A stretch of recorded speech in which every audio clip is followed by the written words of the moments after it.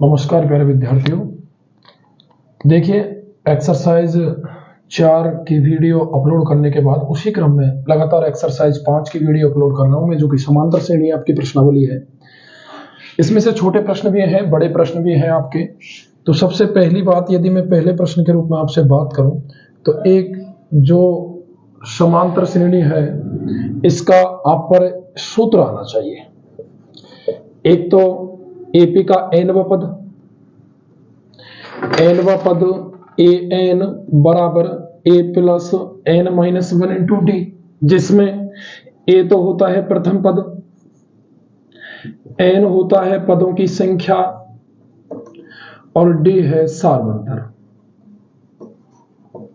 ठीक है, एक है एपी के एन पदों का योगफल। अब योगफल में एस एन बराबर N by two A plus N minus 1 into D. इसको मैं ऐसे भी लिख सकता हूं, देखो N by two A plus N minus 1 into D. ये जो है ना, ये क्या है, ये ए एन है, तो इसको ऐसे लिख सकते हैं N by two A plus A N, या फिर लिख देंगे स्मॉल एन। चाहे तो इसको याद करो चाहे इसको याद करो। इसको कब लगाना है, सूत्र दोनों याद होने चाहिए आपको। देखो, ये से सब सवाल हो जाएंगे। ऐसी कंडीशन में जब आपको ए एन का मान दिया हो तब इसको यूज कर लेना। ये इसका छोटा रूप हो गया। ठीक है, अब इसमें जैसे मैं आपको बता दूं, देखो जैसे कोई दे दे कि एपी है या नहीं, ये दिए गए 4 पद हैं, ये समांतर श्रेणी में है या नहीं। जैसे 3 प्लस रूट 2 और 3 प्लस 2 रूट 2। अब इसमें वो जैसे प्रथम पद ए की वैल्यू क्या है 3, ए2 की वैल्यू कितनी है 3 प्लस रूट 2, ए3 की वैल्यू है 3 प्लस 2 रूट 2। ये ए1, ये ए2 और ये ए3। आप ए2 माइनस ए1 निकालेंगे, 3 प्लस रूट 2, इसमें से 3 घटाएंगे, 3 से 3 कटेगा, कितना आएगा रूट 2। फिर आप ए3 में से ए2 घटाएंगे, यानी तीसरे पद में दूसरा पद 3 प्लस 2 रूट 2 घटाएंगे, ये 3 भी माइनस का, ये 2 रूट 2 भी माइनस का, ये कट गया, ये रूट 2 है, तो ये रूट 2 है। 3 प्लस 2 रूट 2 में से 3 रूट 2 घटाएंगे, तो देखो 2 रूट 2 में से रूट 2 गया तो कितना बचा रूट 2। अब ये जो है, ये देखो भाई मिस्टेक लिखा गया, ये 3 प्लस रूट 2, ये हो गया तीसरा पद। दूसरा पद मैंने गलती से 3 माइनस 2 रूट 2 लिख दिया, जबकि ये खाली रूट 2 है। तो 2 रूट 2 में से 1 रूट 2 जाएगा तो क्या बचेगा रूट 2। ये डी की वैल्यू है, ये रूट 2 किसकी वैल्यू है, डी की वैल्यू। समांतर श्रेणी का व्यापक रूप आपने देखा होगा, जैसे ये ए एन है, मैं आपको मान के चलो दूसरा पद ज्ञात करना है, तो इस सूत्र में आप एन की जगह कितना रखेंगे 2 रखेंगे, तो ए2 बराबर आ जाएगा ए प्लस 2 में से 1 गए तो 1 इंटू डी, ए प्लस डी। ए3 करना है तो ए प्लस 1 कम करो 2d, ए4 करना है और 1 कम करो ए प्लस 3d, ए5 करना है तो ए प्लस 4d। ऐसे ये कंप्लीट फॉर्मूला, ये व्यापक रूप है समांतर श्रेणी का। अब आपसे इसमें ये भी पूछ सकता है, जैसे ये प्रथम पद है, ये द्वितीय पद है, ये तृतीय पद है। अब आपसे पूछ ले समांतर श्रेणी का चौथा पद। चौथा पद क्या है ए प्लस 3d। अब ए क्या है इसमें 3 प्लस 3d क्या है रूट 2। ये हो गया समांतर श्रेणी का चौथा पद। ये आपसे 50वां पद भी पूछे ना, तो ये हो जाएगा ए प्लस 49d। 1 कम कर दो तो ए तो 3 और 49 इंटू रूट 2। ठीक है, ये हो गए आपके एक सवाल। दूसरा एक सवाल है इसमें, देखो वो मैं आपको बता दूं। देखो, मैथ्स में कोई सी भी एक्सरसाइज हो, आपको सूत्र तो याद होने चाहिए। सबसे पहला फंडा तो यही है। दूसरा है आपका 18 ए बी माइनस 3। ये एपी है, ये समांतर श्रेणी में है। आप मान ज्ञात करोगे ए प्लस बी का। ये ए2 है, देखो ये प्रथम पद, ये द्वितीय पद, ये तृतीय पद, ये चतुर्थ पद। अब ये ए2 है और ये ए3 है। आप ए2 लिखोगे ए प्लस डी, ए3 लिखोगे ए प्लस 2d, यानी ए और डी की वैल्यू चाहिए। अब ए और डी की वैल्यू, प्रथम पद ए तो है, इसमें कितना है 18। चतुर्थ पद ए4 बराबर कितना है -3। ए4 को कैसे लिख सकते हैं ए प्लस 3d बराबर -3।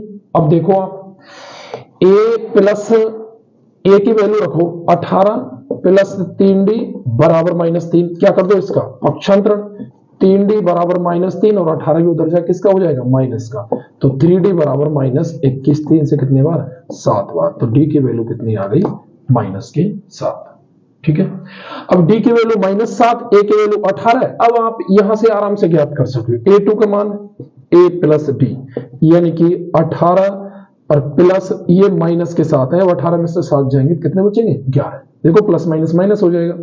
a3 क्या है a plus 2d, 18 plus 2 into -7, तो ये हो जाएगा देखो 18 प्लस माइनस माइनस 7 दूनी 14, तो ये कितने बचेंगे 4।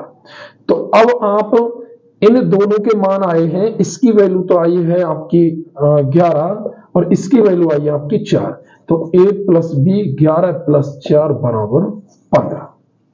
ठीक है, एक सवाल इसमें और है, जैसे देखो Sn की वैल्यू दे रखी है,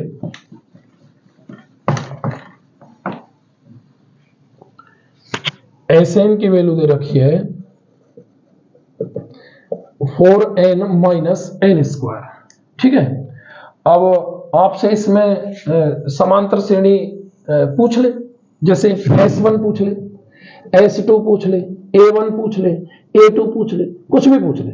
वैसे देखो डायरेक्ट an का फॉर्मूला होता है an, जब समांतर श्रेणी के पदों का योगफल दिया हो तो n वो पद ज्ञात करने का होता है Sn माइनस Sn माइनस 1। ठीक है, आप पर कोई से भी है।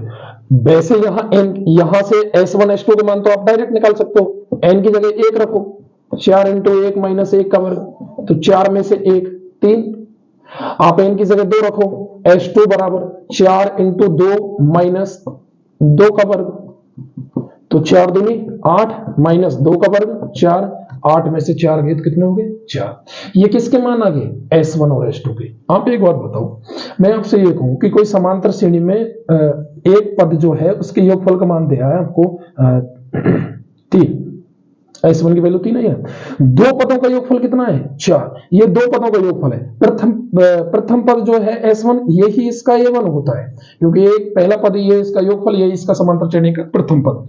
अब आपसे ये पूछे कि दो पदों का योगफल 4 है, तो भैया दूसरा पद 1 ही होगा, तभी तो 3 और 1 मिलकर 4 बनेंगे।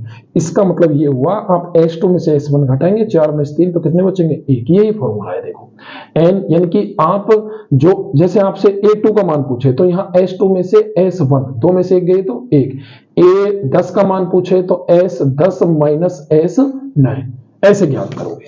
ठीक है, अब यहां से जैसे A2 की वैल्यू है, ठीक है, तो ये हो जाएगा S2 माइनस S1, S2 कितना है 4, S1 कितना है 3, मान कितना आ जाए 1। आपसे कोई भी पद का मान पूछे आप इस फॉर्मूले से मान निकाल सकते हो, Sn और S1 S2 S3 इनका मान निकाल के आराम से ज्ञात कर सकते हो। जो भी पद पूछे एक तो उस पद का मान ज्ञात कर दो, मतलब S1 का, और एक उससे एक कम का योगफल ज्ञात कर दो, मान आ जाएगा। वीडियो को आप बैक करके भी देख सकते हैं, रिवर्स करके, क्योंकि देखो छोटी छोटी वीडियो में थोड़ी जल्दी भी करनी पड़ती है। बाकी इसके बाद में आपकी हमारी क्लास जब स्टार्ट होगी ना तो तसल्ली से एक एक दो सवाल कराई करेंगे आराम से।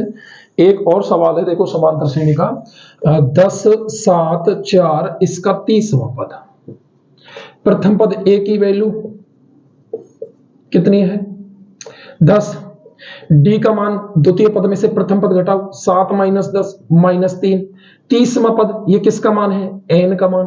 अब a30, अब an का जो फॉर्मूला है वो है a plus n minus 1 into D.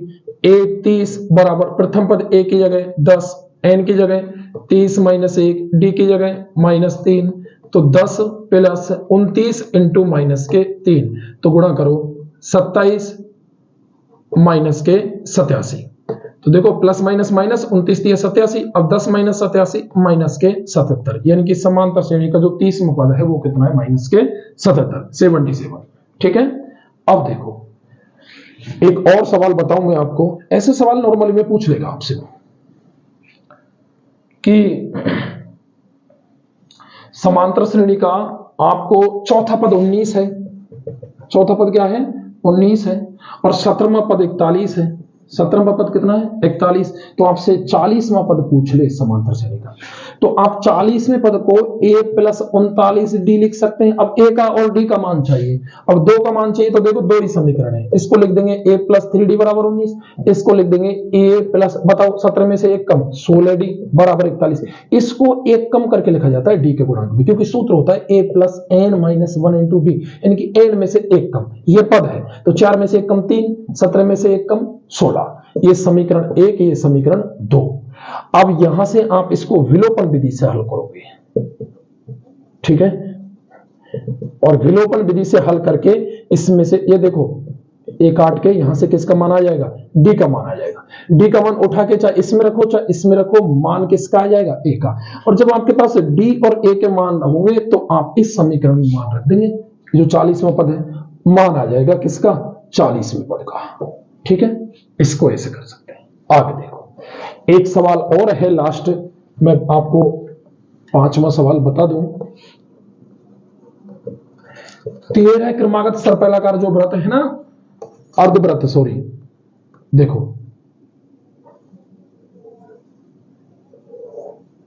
ऐसे ऐसे करके, पहले अर्धव्रत की त्रिज्या 0.5, दूसरे की 1, तीसरे की 1.5। अब इस सर्पिलाकार अर्धवृत्ताकार पूरे व्रतों की कुल लंबाई पूछ रहा है, सॉरी अर्धव्रतों की, सर्पिलाकार जो अर्धव्रत है इनकी कंप्लीट लंबाई पूछ रहा है। जो ये देखो पूरी कंप्लीट, ये कितने, 13, n का मान कितना हो गया, 13। अब एक अर्धव्रत की लंबाई का मतलब है बेटा उसकी परिधि।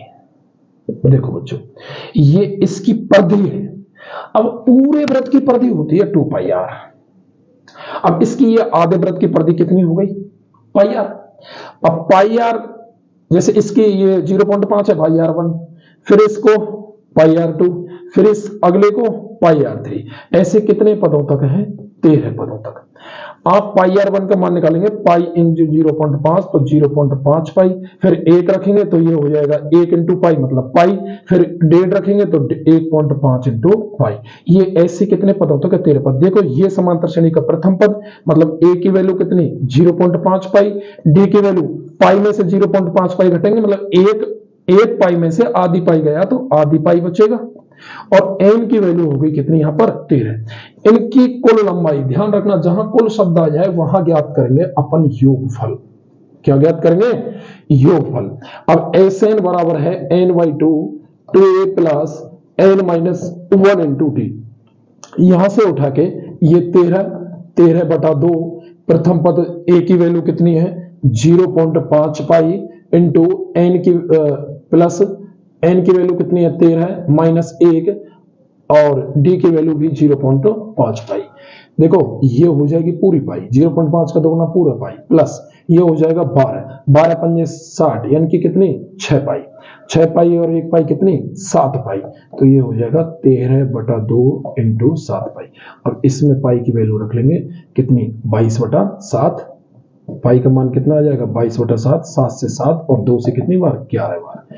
तो आप 13 इंटू 11 करेंगे तो ये आ जाएगा 13 कम 13 143 सेंटीमीटर। ठीक है, आगे बात समझ में। तो इस तरह से ये आपके पास सवाल है। आगे मोस्ट इंपॉर्टेंट सवालों के लिए देखो, ये बोर्ड के पर्पज से महत्वपूर्ण सवाल है। आगे मैं लगातार वीडियो अपलोड करूंगा, एक वीडियो सुबह और एक शाम को।